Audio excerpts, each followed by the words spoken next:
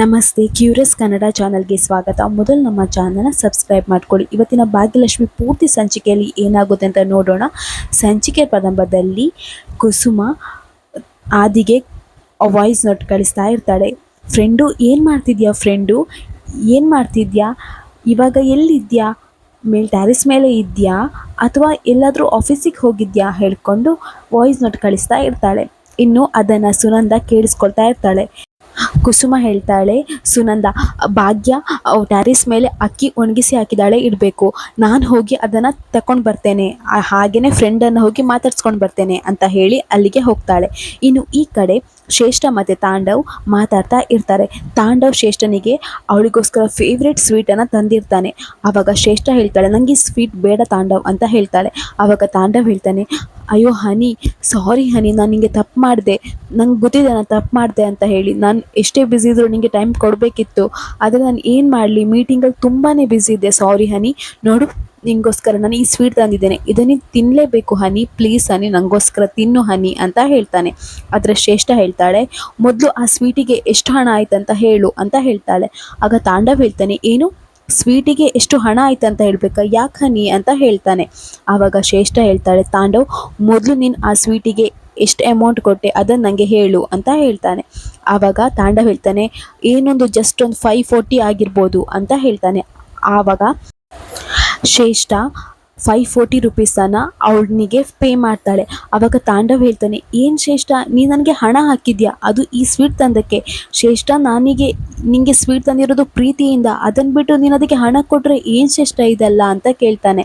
ಆವಾಗ ಶ್ರೇಷ್ಠ ಹೇಳ್ತಾಳೆ, ಏನೂ ಇಲ್ಲ, ಇದೇ ಅಲ್ವಾ ಕರೆಕ್ಟ್, ನಾನು ಏನೇ ತಂದರು, ಏನೇ ತಗೊಂಡ್ರು, ತಿಂದರು, ಏನೇ ಮಾಡಿದ್ರು ಎಲ್ಲದಕ್ಕೂ ಲೆಕ್ಕಾಚಾರ ಇಡ್ತೀಯಲ್ವಾ, ಸೊ ಇದು ಕೂಡ ಹಾಗೆ ಆಗಲಿ. ಇನ್ನು ನೀನು ಏನೇ ತಂದು ಕೊಟ್ಟರು ನಾನು ಅದಕ್ಕೂ ಎಲ್ಲ ಲೆಕ್ಕ ಇಡ್ತೇನೆ, ನಿನಗೆ ಲೆಕ್ಕಾಚಾರನೇ ಜೀವನ ಅಲ್ವಾ, ಅದೇ ರೀತಿ ಆಗಲಿ ಬಿಡು ಅಂತ ಹೇಳಿ ಅಲ್ಲಿಂದ ಹೋಗ್ತಾಳೆ.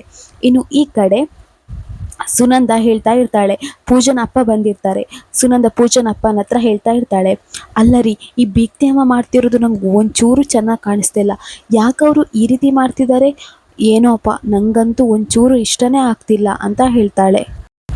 ಅಲ್ಲ ರೀ, ಫ್ರೆಂಡ್ಶಿಪ್ ಬೆಳೆಸೋದಕ್ಕೂ ಒಂದು ಏಜ್ ನೋಡಬೇಕಲ್ಲ, ಬೀಗ್ತಿ ಅಮ್ಮನ ಏಜ್ ಏನು, ಆದಿ ಅವ್ರ ಏಜ್ ಏನು, ಈ ರೀತಿ ಎಲ್ಲ ಮಾಡ್ತಿರೋದು ಸರಿ ಕಾಣಿಸ್ತಾನಿಲ್ಲ. ಅದು ಅವ್ರ ದೊಡ್ಡ ಮನೆ ಹುಡುಗ, ಅವ್ರ ಹತ್ರ ಈ ರೀತಿ ಎಲ್ಲ ಮಾಡ್ತಿರೋದು, ಅದು ಬೇರೆ ನಮ್ಮನೆ ಪೂಜನ ಅವ್ರ ಮನೆ ಕೊಟ್ಟಿದ್ದೇವೆ, ಇವರಿಬ್ಬರೇ ಈ ರೀತಿ ವಿಚಾರದಿಂದಾಗಿ ಏನಾದರೂ ಪ್ರಾಬ್ಲಮ್ ಆದರೆ ಏನ್ರಿ ಮಾಡೋದು ಅವಾಗ ಅಂತ ಹೇಳ್ತಾಳೆ. ಆವಾಗ ಪೂಜನಪ್ಪ ಹೇಳ್ತಾರೆ, ಸುನಂದ, ನೀನು ಏನೇನು ಯೋಚನೆ ಮಾಡ್ತಾಯಿದ್ದೆ, ಆ ರೀತಿ ಏನೂ ಆಗಲ್ಲ, ಬೀಗ್ತಿ ಅಮ್ಮನಿಗೆ ಯಾರ ಹತ್ರ ಹೇಗೆ ಮಾತಾಡಬೇಕು ಅಂತ ಅವ್ರಿಗೆ ಚೆನ್ನಾಗೇ ಗೊತ್ತಿದೆ. ಅಷ್ಟೇ ಅಲ್ಲ, ಪೂಜನ ಸಂಸಾರಕ್ಕೆ ಕಷ್ಟ ಬರುವಂಥ ವಿಷಯ ಬೀಗ್ತಿ ಅಮ್ಮ ಏನೂ ಮಾಡಲ್ಲ, ಅವ್ರಿಗೆ ಗೊತ್ತಿದೆ ಏನು ಮಾಡಬೇಕು, ಹೇಗೆ ಮಾತಾಡಬೇಕು, ಯಾರ ಜೊತೆ ಹೇಗಿರಬೇಕು ಅನ್ನೋದು ಅವ್ರಿಗೆ ತುಂಬಾ ಚೆನ್ನಾಗಿ ಗೊತ್ತಿದೆ ಅಂತ ಹೇಳ್ತಾನೆ. ಆವಾಗ ಸುನಂದ ಹೇಳ್ತಾಳೆ, ಏನೋ ನಂಗೆ ಗೊತ್ತಿಲ್ಲ ರೀ, ನನಗೇನು ಇವ್ರು ಮಾಡ್ತಿರೋದು ಇಷ್ಟನೇ ಆಗ್ತಿಲ್ಲ ಅಂತ ಹೇಳ್ತಾಳೆ. ಇನ್ನು ಈ ಕಡೆ ತಾಂಡವ್ ಆಫೀಸಿಗೆ ಬಂದಿರ್ತಾನೆ. ಇನ್ನು ಆಫೀಸ್ನ ಸ್ಟಾಫ್ ಬಂದು ಕೇಳ್ತಾನೆ, ತಾಂಡವ್ ಸರ್, ಇವತ್ತು ಆದಿ ಸರ್ ಮೀಟಿಂಗಿಗೆ ಬರ್ತಾರಾ ಅಂತ ಕೇಳ್ತಾನೆ. ಅದಕ್ಕೆ ತಾಂಡವ್ ಹೇಳ್ತಾನೆ, ಹೌದು ಇವತ್ತು ಬರ್ತಾರೆ ಅಂತ ಹೇಳ್ತಾನೆ. ಇನ್ನು ಈ ಕಡೆ ಆದ್ಯ ಅತ್ತೆ ಒಬ್ಬಳೆ ಚಿಂತೆ ಮಾಡ್ತಾ ಇರ್ತಾಳೆ. ಇನ್ನು ಕನ್ನಿಕಾ ಕಾಫಿ ಕುಡಿತಾ ಬರ್ತಾಳೆ. ಬಂದು ಅತ್ತೆ ಅತ್ತೆ ಅಂತ ಕರೀತಾಳೆ. ಆದರೆ ಅವಳು ಅದನ್ನು ಕೇಳಿಸ್ಕೊಳ್ತಾರೇ ಇರಲ್ಲ, ಅವಳು ಚಿಂತೆಯಲ್ಲೇ ಮುಳುಗಿರ್ತಾಳೆ. ಆವಾಗ ಕನ್ನಿಕೆ ಹೇಳ್ತಾಳೆ, ಏನಾಯ್ತತ್ತೆ, ನಾನು ಅಷ್ಟು ಕರೆದ್ರು ನೀವ್ಯಾಕೆ ಕೇಳಿಸ್ಕೊಳ್ತಾ ಇಲ್ಲ, ಏನಾಯಿತು, ಏನು ಯೋಚನೆ ಮಾಡ್ತಿದ್ದೀರಾ ಅಂತ ಕೇಳ್ತಾಳೆ. ಆವಾಗ ಅವಳು ಹೇಳ್ತಾಳೆ, ಕನ್ನಿಕಾ, ನಾನು ಏನು ಯೋಚನೆ ಮಾಡ್ತಿದ್ದೇನಂತ ನಿಂಗೆ ಸರಿಯಾಗಿ ಗೊತ್ತಿದೆ ತಾನೇ, ಆದಿ ಬಗ್ಗೆ ಯೋಚನೆ ಮಾಡ್ತಿದ್ದೇನೆ ಕನ್ನಿಕಾ.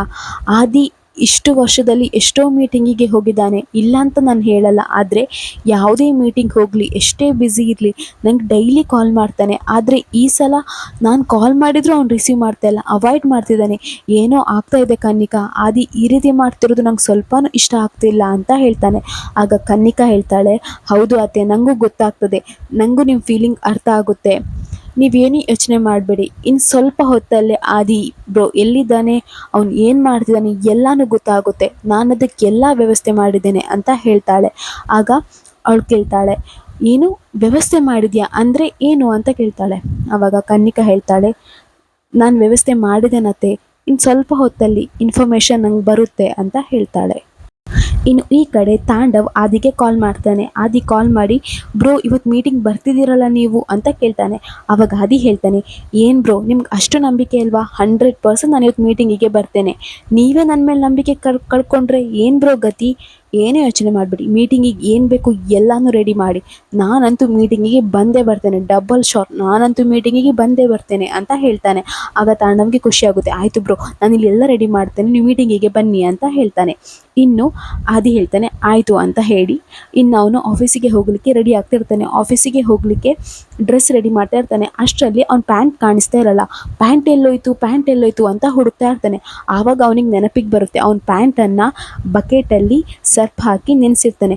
ಆವಾಗ ಅಂದ್ಕೊಳ್ತಾನೆ, ಅಯ್ಯೋ ಏನು ಮಾಡಲಿ ಇವಾಗ, ಪ್ಯಾಂಟನ್ನು ಸರ್ಫ್ ಹಾಕಿ ನೆನೆಸಿದೇನಲ್ವಾ, ಬೇರೆ ಪ್ಯಾಂಟ್ ಬೇರೆ ಇಲ್ಲ, ಇದ್ದದ್ದೇ 2 ಪ್ಯಾಂಟು, ಇವಾಗ ಅದೂ ಇಲ್ಲ, ಏನು ಮಾಡಲಿ, ಮೀಟಿಂಗಿಗೆ ಬೇರೆ ಹೋಗಬೇಕು. ಅಷ್ಟೇ ಅಲ್ಲ, ನಾನು ಬೇರೆ ತಾಂಡವ್ ಬ್ರೋ ಹತ್ರ ಫುಲ್ ಕಾನ್ಫಿಡೆನ್ಸಲ್ಲಿ ಹೇಳಿದ್ದೇನೆ ಮೀಟಿಂಗಿಗೆ ಬಂದೇ ಬರ್ತೇನಂತ ಹೇಳಿ. ಇವಾಗ ನಾನು ಏನು ಮಾಡಲಿ, ಈ ಅವತಾರದಲ್ಲಿ ನಾನು ಮೀಟಿಂಗಿಗೆ ಹೇಗೆ ಹೋಗಲಿ, ಏನು ಮಾಡಲಿ ಹೇಳ್ಕೊಂಡು ತಾಂಡವ್ಗೆ ಕಾಲ್ ಮಾಡ್ತಾನೆ. ಎಲ್ಲರೂ ಮೀಟಿಂಗ್ ಚೇಂಬರಲ್ಲಿ ಕೂತ್ಕೊಂಡಿರ್ತಾರೆ, ಇನ್ನೇನು ಮೀಟಿಂಗ್ ಶುರು ಆಗೋ ಹಂತದಲ್ಲಿ ಇರ್ತಾರೆ. ಆವಾಗ ತಾಂಡವ್ಗೆ ಅದಿ ಕಾಲ್ ಮಾಡಿ ಹೇಳ್ತಾನೆ, ಬ್ರೋ ಅದು ಮೀಟಿಂಗ್ ಅಂತ ಹೇಳ್ತಾನೆ. ಆವಾಗ ತಾಂಡವ್ ಹೇಳ್ತಾನೆ, ಹಾಂ ಬ್ರೋ ಮೀಟಿಂಗ್ಗೆ ಬನ್ನಿ ಬ್ರೋ, ನಾವು ರೆಡಿಯಾಗಿದ್ದೇವೆ, ನೀವಿನ್ನು ಬಂದು ಕೂಡ ನಾವು ಮೀಟಿಂಗ್ ಶುರು ಮಾಡ್ತೇವೆ ಅಂತ ಹೇಳ್ತಾನೆ. ಆವಾಗ ಆದಿ ಹೇಳ್ತಾನೆ, ಬ್ರೋ ಸಾರಿ ಬ್ರೋ, ನಂಗೆ ಮೀಟಿಂಗ್ ಬರೋಕ್ಕಾಗಲ್ಲ, ಸ್ವಲ್ಪ ಪ್ರಾಬ್ಲಮ್ ಆಗಿದೆ ಅಂತ ಹೇಳ್ತಾನೆ. ಆವಾಗ ತಾಂಡವ್ ಹೇಳ್ತಾನೆ, ಬ್ರೋ ಏನು ಹೇಳ್ತಿದ್ದೀರಾ, ನಾವು ಇಲ್ಲಿ ಕಾನ್ಫರೆನ್ಸ್ ಹಾಲಲ್ಲಿ ಕೂತಿದ್ದೇವೆ, ಮೀಟಿಂಗಿಗೆ ಎಲ್ಲರೂ ಬಂದಿದ್ದಾರೆ, ನೀವೀಗ ಬರಲ್ಲ ಅಂದರೆ ಏನು ಬ್ರೋ, ಏನು ಮಾಡಲಿ ಬ್ರೋ ಅಂತ ಹೇಳ್ತಾನೆ. ಆವಾಗ ಆದಿ ಹೇಳ್ತಾನೆ, ಬ್ರೋ ಚಿಲ್ ಬ್ರೋ, ಏನೂ ಯೋಚನೆ ಮಾಡಬೇಡಿ, ಟೆಕ್ನಾಲಜಿ ಎಷ್ಟು ಮುಂದಿದೆ, ನಾನಲ್ಲಿ ಬರಬೇಕಂತ ಇಲ್ಲ, ನಾನು ಇಲ್ಲೇ ಕೂತ್ಕೊಂಡು ಮೀಟಿಂಗ್ ಅಟೆಂಡ್ ಮಾಡ್ತೇನೆ ಅಂತ ಹೇಳ್ತಾನೆ. ಆಗ ತಾಂಡವ್ ಹೇಳ್ತಾನೆ, ಅಂದರೆ ಏನು ಬ್ರೋ ಅಂತ ಹೇಳ್ತಾನೆ. ನಾನು ವೀಡಿಯೋ ಕಾಲ್ ಮಾಡ್ತೇನೆ, ಅದ್ರ ಮೂಲಕ ನಾನು ಮೀಟಿಂಗ್ ಅಟೆಂಡ್ ಮಾಡ್ತೇನೆ, ನೀವು ಮೊದಲು ವೀಡಿಯೋ ಕಾಲ್ಗೆ ಏನು ಬೇಕು ಎಲ್ಲನೂ ರೆಡಿ ಮಾಡ್ಕೊಳ್ಳಿ ಅಂತ ಹೇಳ್ತಾನೆ.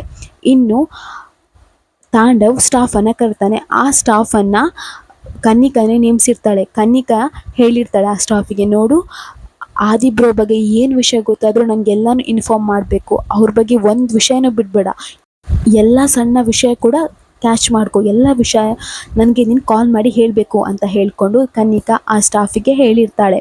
ಇನ್ನು ತಾಂಡವ್ ಅದೇ ಸ್ಟಾಫನ್ನು ಕರೆದು ಹೇಳ್ತಾನೆ, ನೋಡು ಆದಿ ಸರ್ ಮೀಟಿಂಗಿಗೆ ಬರ್ತಾ ಇಲ್ಲ, ಅವ್ರು ವಿಡಿಯೋ ಕಾಲಲ್ಲೇ ಮೀಟಿಂಗ್ ಅಟೆಂಡ್ ಮಾಡ್ತಾರೆ, ಅದಕ್ಕೆ ಏನು ಬೇಕು ಎಲ್ಲ ವ್ಯವಸ್ಥೆ ಮಾಡು, ಟೆಕ್ನಿಕಲ್ ಇಶ್ಯೂ ಏನೂ ಬರಬಾರ್ದು, ನೆನಪಿಟ್ಕೋ, ಒಂದು ಸ್ವಲ್ಪನೂ ಪ್ರಾಬ್ಲಮ್ ಆಗಬಾರ್ದು ಅಂತ ಹೇಳ್ತಾನೆ. ಆವಾಗ ಆ ಸ್ಟಾಫ್ ಎಣಿಸ್ತಾನೆ, ಅಯ್ಯೋ ಏನಪ್ಪ ಇದು, ಆದಿ ಸರ್ ಬರ್ತಾರಂತ ಹೇಳಿದರು, ನಾನು ಅದನ್ನು ಕನ್ನಿಕಾ ಮೇಡಮ್ಗೆ ಹೇಳಿದೆ, ಇವಾಗ ಆದಿ ಸರ್ ಬರಲ್ಲ ಅಂತ ಹೇಳ್ತಿದ್ದಾರೆ, ಏನಪ್ಪ ಮಾಡಲಿ ನಾನು ಅಂತ ಹೇಳ್ಕೊಂಡು ಯೋಚನೆ ಮಾಡ್ತಾ ಇರ್ತಾನೆ. ಇನ್ನು ಈ ಕಡೆ ಮೀಟಿಂಗ್ ಶುರು ಆಗ್ತದೆ. ತಾಂಡವ್ ಆದಿ ಎಲ್ಲರೂ ವಿಡಿಯೋ ಕಾಲಲ್ಲಿ ಮಾತಾಡ್ತಾರೆ. ಇನ್ನು ಬಂದ ಕ್ಲೈಂಟ್ಸ್ ಎಲ್ಲರೂ ಆದಿ ಹತ್ರ ಮಾತಾಡ್ತಾರೆ. ಅವರ ಪ್ಲ್ಯಾನ್ ಎಲ್ಲರಿಗೂ ತುಂಬಾ ಇಷ್ಟ ಆಗುತ್ತೆ.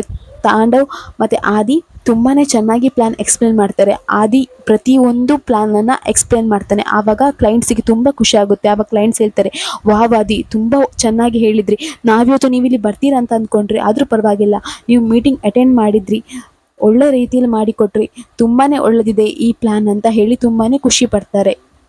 ಇನ್ನು ಈ ಕಡೆ ಮೀಟಿಂಗ್ ಆಗ್ತಾನೆ ಇರ್ತದೆ. ಇನ್ನು ಈ ಕಡೆ ಕುಸುಮ ಅಲ್ಲಿಗೆ ಬರ್ತಾಳೆ. ಆದಿ ಇದ್ದಲ್ಲಿ ಆದಿಯನ್ನು ನೋಡಿ ತುಂಬಾ ನಗ್ತಾಳೆ. ಯಾಕಂದರೆ ಆದಿ ಶರ್ಟ್ ಬ್ಲೇಸರ್ ಎಲ್ಲ ಹಾಕಿರ್ತಾನೆ, ಆದರೆ ಅವನು ಪ್ಯಾಂಟ್ ಇರಲ್ಲ, ಹಾಗಾಗಿ ಅವನು ಪಂಚೆ ಉಟ್ಕೊಂಡು ಕೂತ್ಕೊಂಡಿರ್ತಾನೆ. ಅದನ್ನು ನೋಡಿ ಕುಸುಮನ್ಗೆ ತುಂಬಾ ನಗು ಬರುತ್ತೆ.